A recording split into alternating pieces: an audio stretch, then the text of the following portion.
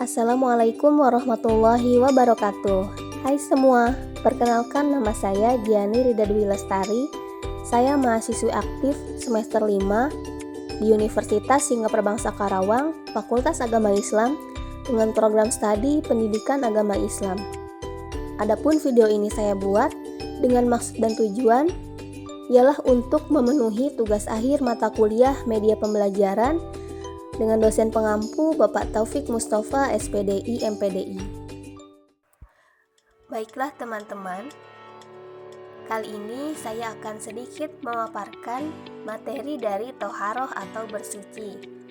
Sebelumnya, perlu saya sampaikan bahwa materi Toharoh ini ditujukan pada peserta didik yang sedang mengampu pendidikan pada jenjang MTS atau SMP sederajat.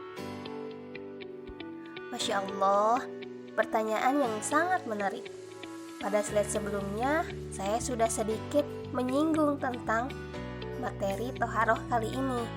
Namun, untuk lebih jelasnya, yuk sama-sama kita simak penjelasan lebih dalam mengenai Toharoh. Tentunya, belajar bersama itu akan jauh lebih asik dan menarik, bukan? Yang pertama, ada pengertian tentang Toharoh. Kali ini saya mengambil dua pengertian, di mana pengertian menurut bahasa dan juga pengertian menurut istilah.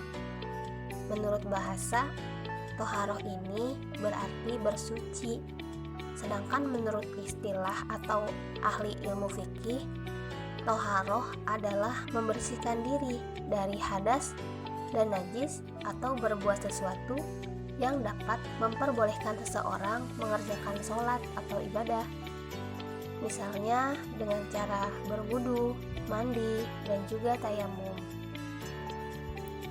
Selanjutnya ada pembagian Toharoh. Toharoh ini terbagi menjadi dua. Yang pertama, Toharoh dari hadas, sedangkan yang kedua, Toharoh dari najis. Kedua pembagian ini memiliki definisi masing-masing. Yuk, beranjak ke slide selanjutnya untuk kita bahas satu demi satu. Baik, yang pertama ada pengertian Toharoh dari hadas.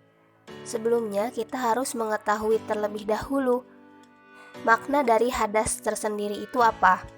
Di sini dijelaskan bahwa hadas ini ialah suatu kondisi pada diri seseorang yang dianggap tidak suci menurut syara atau agama karena keadaan tertentu yang berasal dari dirinya yang harus disucikan dengan cara wudhu atau mandi besar. Nah, hadas ini dibagi menjadi dua. Yang pertama, hadas kecil dan juga hadas besar. Hadas kecil ini contohnya antara lain buang angin, buang air kecil, buang air besar, menyentuh kemaluan, bersentuh laki-laki dan perempuan yang bukan muhrim, dan sebagainya. Untuk hadas kecil ini, cara mensucikannya adalah dengan cara berwudu. Kemudian ada hadas besar. Contohnya ialah berhubungan antara suami dan istri, keluar air mani, haid atau nifas, dan sebagainya. Nah, untuk mensucikan hadas besar ini yaitu dengan cara mandi besar. Pembagian Toharoh yang kedua ialah Toharoh dari najis. Nah, perlu kita ketahui bahwa najis ini adalah suatu kondisi yang dipandang kotor menurut agama yang menempel pada diri kita atau badan atau benda yang menjadikan tidak suci dan harus segera disucikan. Nah, dari segi tingkatannya, najis ini terbagi menjadi 3 bagian. Yang pertama ada najis mukhafafah, yang kedua najis mutawassithah, dan yang ketiga ada najis mughaladoh. Banyak sekali ya pembagian najis, yuk kita bahas satu demi satu. Dari ketiga najis yang telah disebutkan tadi, mari kita bahas satu persatu supaya kita lebih mengenal lebih dalam najis-najis tersebut. Baik, yang pertama ialah najis mukhafafah atau bisa disebut dengan najis ringan. Najis mukhafafah ini ialah najis yang disebabkan oleh kotoran bayi laki-laki yang belum berumur 2 tahun dan masih minum ASI atau air susu ibu. Nah, cara mensucikan najis mukhafafah ini ialah hanya diperciki air pada tempat yang terkena najis. Kemudian ada najis mutawassithah atau bisa disebut dengan najis sedang. Najis mutawassithah ini ialah najis yang disebabkan oleh darah, nanah, kencing bayi perempuan, dan semua kotoran yang keluar dari kubur dan dubur orang dewasa dan sebagainya. Nah, perlu diketahui najis mutawassithah ini dibagi menjadi 2. Yang pertama ialah najis ainiyah dan juga yang kedua najis hukmiyah. Najis ainiyah ini adalah najis yang tampak oleh mata, bisa dibaui dan bisa dirasakan. Sedangkan najis hukmiyah ialah najis yang yakin adanya tetapi tidak bisa dilihat. Contohnya air kencing yang sudah mengering. Selanjutnya, najis yang ketiga ialah najis mughaladhah atau najis berat.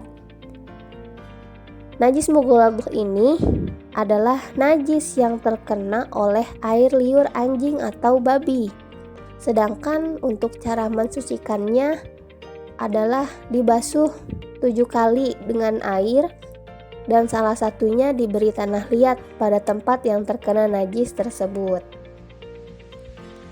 Sampailah kita pada pembahasan mengenai cara bertoharoh.